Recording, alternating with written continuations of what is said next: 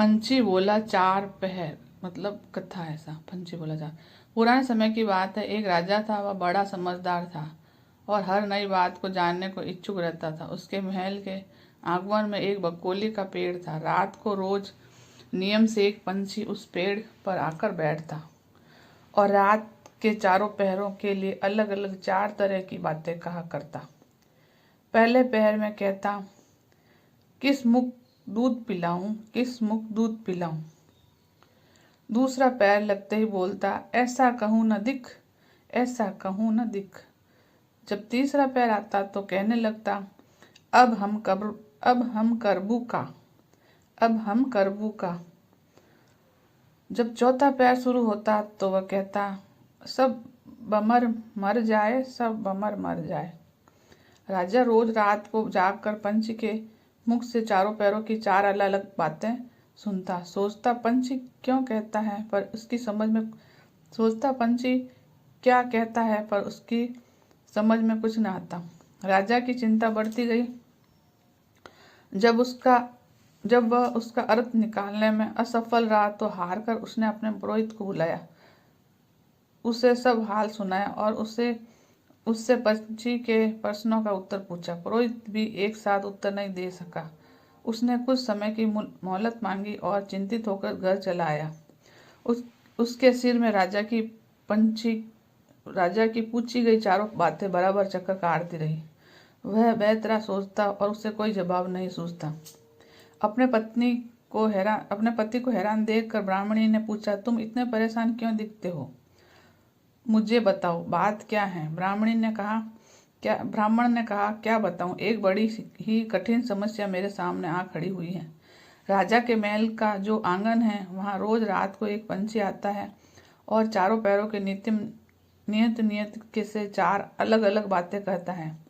राजा पंछी की उन बातों का मतलब नहीं समझता तो उसने मुझसे उनका मतलब पूछा, पर पंछी की पहेलियां मेरी समझ में भी नहीं आती। राजा को जाकर क्या जवाब दूं, बस इसी अधेड़ बुन में हूँ। ब्राह्मणी बोली, पंछी क्या कहता है, जरा मुझे भी तो सुनाओ। ब्राह्मण ने चारों पैर की बातें कह सुनाई। सुनकर ब्राह्मणी बोली, वाह, ये कौन सी कठिन बात है, इसका उत्तर तो मैं दे सकती हूँ। चिंता मत करो, जाओ राजा से जाकर कह दो कि पंछी की बातों का मतलब मैं बताऊंगी। ब्राह्मण राजा के महल में गया और बोला, महाराज, आप जो पंछी के प्रश्नों के उत्तर जानना चाहते हैं उनको मेरी स्त्री बता सकती है। पुरोहित की बात सुनकर राजा ने उसकी स्त्री को बुला के लिए पालकी भेजी। ब्राह्मणी आ गई। राजा रानी ने उसे अंदर आदर से बिठाया। रात हुई तो पहले पैर पक्षी बोला, किस मुख दूध पिलाऊं, किस मुख दूध पिलाऊं। राजा ने कहा, पंडितानी सुन रही हो, पंछी क्या बोलता है। वह बोली, हाँ महाराज, सुन रही हूँ, ये अधगट बात कहता है। राजा ने पूछा, अधगट बात कैसी। पंडितानी ने उत्तर दिया, राजन सुनो, पूरी बात इस प्रकार है।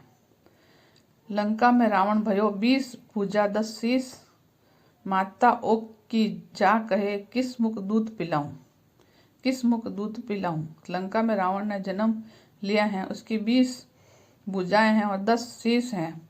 उसकी माता कहती हैं कि उससे कौन से मुख से दूध पिलाऊं। राजा बोला, बहुत ठीक, बहुत ठीक, तुमने सही अर्थ लगा लिया।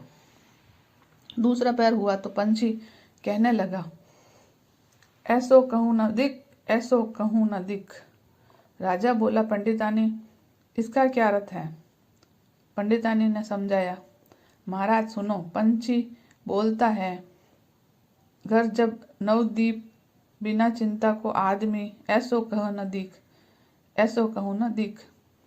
चारों दिशा सारी पृथ्वी नवखंड सभी छान डालो पर बिना चिंता का आदमी नहीं मिलेगा। मनुष्य को कोई न कोई चिंता हर समय लगी ही रहती है, कहिए महाराज, सच है या नहीं। राजा बोला, तुम ठीक कहती हो। तीसरा पैर लगा तो पंछी ने रोज की तरह अपनी बात को दोहराया, अब हम करबू का। ब्राह्मणी राजा से बोली, महाराज, इसका मर्म भी मैं आपको बतला देती हूँ, सुनिए। 5 वर्ष की कन्या और साठे दे ब्याय, बैठी करम बसूरती अब हम करबू का। अब हम करबू का। 5 वर्ष की कन्या को 60 वर्ष के बुढ़े के गले बांध दो तो बेचारी अपना कर्म पीट कर ही कहेगी अब हम करबू का, अब हम करबू का। सही है ना महाराज?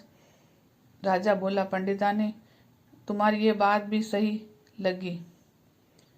चौथा पैर हुआ तो पंछी ने चोंच खोली, जब बम्बर मर जाए सब बम्बर मर जाए, सब बम्बर मर जाए। तभी राजा ने ब्राह्मणी से कहा, सुनो पंडितानी, पंछी जो कुछ कह रहा है क्या वह उचित है? ब्राह्मणी मुस्कुराई और कहने लगी, महाराज मैंने पहले ही कहा है कि पंछी अधगट बात करता है। वह ऐसा ही सब ब्राह्मणों के मरने की बात करता है। विश्वा सगंध जो करे सूरा मांस खाए, बिना सपरे भोजन न करे वह सब बमन मर जाए, सब बमन मर जाए। जो ब्राह्मण वेश्या की संगति करते हैं, सूरों और मांस का सेवन करते हैं और बिना स्नान के भोजन करते हैं, ऐसे सब ब्राह्मण का मर जाना ही उचित है। जब बोलिए पंछी का कहना ठीक है या नहीं? राजा ने कहा, तुम्हारी चारों बातें 52 तोला 5 रत्ती ठीक नहीं। तुम्हारी बुद्धि धन्य है। राजा रानी को उनको बढ़िया कपड़े और गहने देकर मान सम्मान से विदा किया। वह पुरोहित का आदर भी राज दरबार में पहले से अधिक बढ़ गया।